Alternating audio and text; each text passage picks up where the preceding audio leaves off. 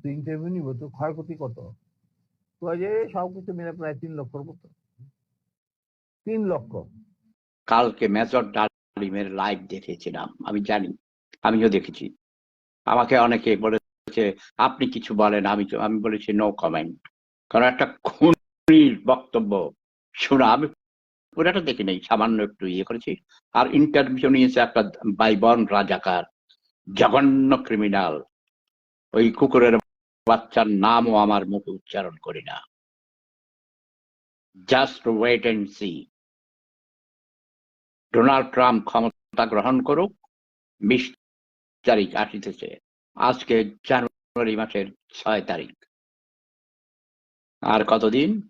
13 দিন মাঝখানে, 2 weeks, only 2 weeks, okay? Just wait and see. জাতির পিতাকে সপরিবারে নির্মম ভাবে যে কাপুরুষেরা হত্যা করেছে, তাদের বিচার হয়েছে।